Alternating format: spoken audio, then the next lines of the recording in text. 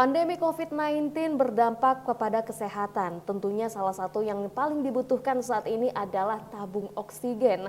Banyak sekali yang membutuhkan, tapi ternyata di satu sisi banyak juga yang menyalahgunakan dengan melakukan penimbunan. Nah, kali ini kita masih dalam pembahasan bersama dengan Mbak Cici dalam Bedah Tajuk Lampung Pos.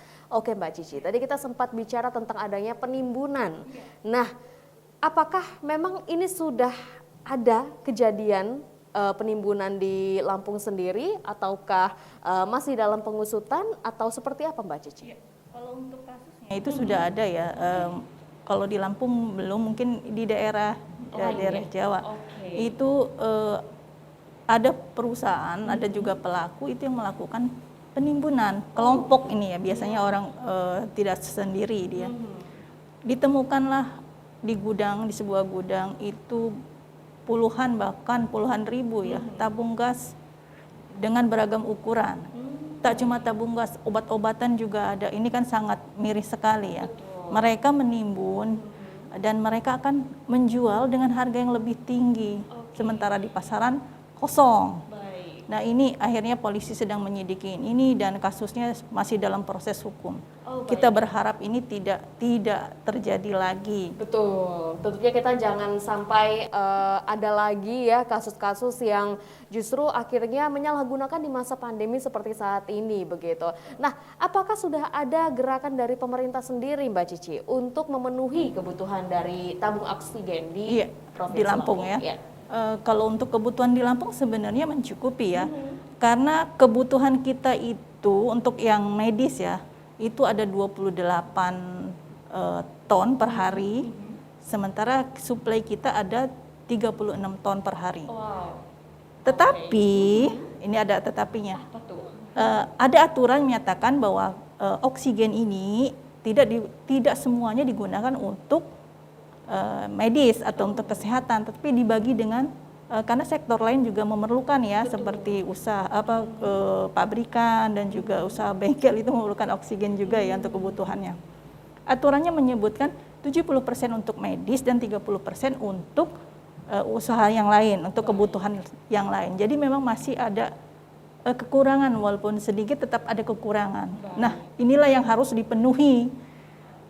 Dan pemenuhannya itu pemerintah kita sudah hadir, gubernur sudah meminta dan menggandeng 11 distributor yang ada untuk penyediaan oksigen di wilayah Lampung. Karena dari 36 rumah sakit rujukan yang memang membutuhkan oksigen ini, baru 7 yang memiliki tangki liquid oksigen. Artinya selebihnya belum ada dan itu butuh oksigen yang harus diisi isi ulang gitu ya, harus didistribusikan. Nah, ke-11 distributor ini menyetujui dan sepakat untuk menyediakan tambahan 4.000 tabung itu setiap harinya.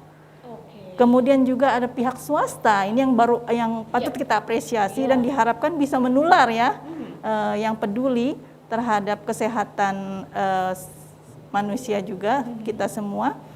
Itu memberikan juga bantuan 500 tabung per hari yang diharapkan ini bisa memenuhi atau menutupi kekurangan oksigen baik untuk pasien dan juga mereka yang membutuhkan oksigen walaupun di isoman ya. Ada juga isoman yang memang karena rumah sakit penuh, tapi di ruang isolasi mandiri juga memang memerlukan oksigen juga sebagai upaya pemulihan kesehatannya di tengah pandemi ini. Berarti kan memang dari mereka yang melakukan isolasi mandiri, baik itu di rumah sakit maupun juga di rumah, sangat membutuhkan ya Mbak ya.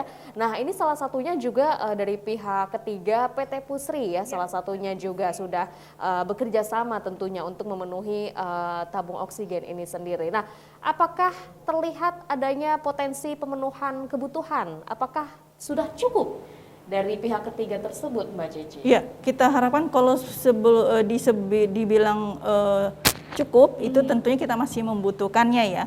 Dari kekurangan itu ada tambahan 4.000 dan 500, mudah-mudahan tercukupi. Tapi sebenarnya kita masih tetap membutuhkan lebih banyak lagi, karena kita tidak tahu mereka yang sembuh, tapi jumlah pasien yang masuk lagi yang membutuhkan itu lebih banyak lagi. Berarti memang kebutuhan ini terus meningkat dan kita harapkan juga selain Pusri dan 11 distributor yang berupaya menyediakan tabung oksigen itu, juga yang lain ikut tergerak untuk memberikan atau kegiatan positif ini ya, memberikan penyediaan oksigen dan tabung oksigen. Nah, ini kan salah satunya saja untuk sarana prasarana kesembuhan dari pasien COVID-19. Masih ada vaksinasi, kemudian juga obat yang tentunya harus dipenuhi. Nah, bagaimana menurut Mbak Cici sendiri tentunya untuk pemenuhan dari sarana prasarana, pemenuhan untuk kesembuhan dari pasien COVID-19 ini agar bisa dipenuhi oleh pemerintah maupun juga tentunya dinas kesehatan dan instansi terkait lainnya? Iya.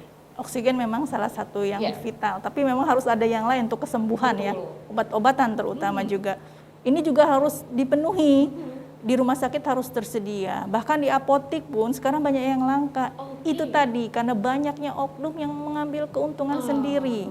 Mereka membeli dalam jumlah besar kemudian menimbun. Ketika kosong, mereka baru menggelontorkan menjual dengan harga yang bukan naik lagi ya, tapi berganti harga yang di luar rasional. Orang yang butuh pasti akan membeli.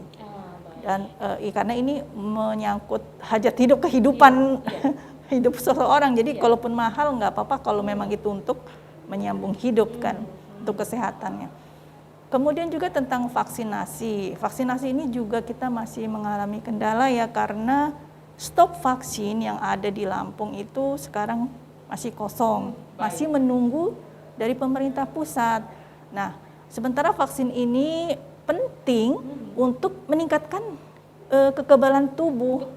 Orang yang telah divaksin, ketika dia bukan berarti kebal terhadap virus ini, tapi dia tetap bisa terinfeksi, hanya saja gejala yang ditimbulkan atau efek yang ditimbulkan itu tidak seberat oleh mereka yang terinfeksi tapi belum divaksin. Jadi gejalanya ringan dan prioritas untuk sehat itu lebih tinggi.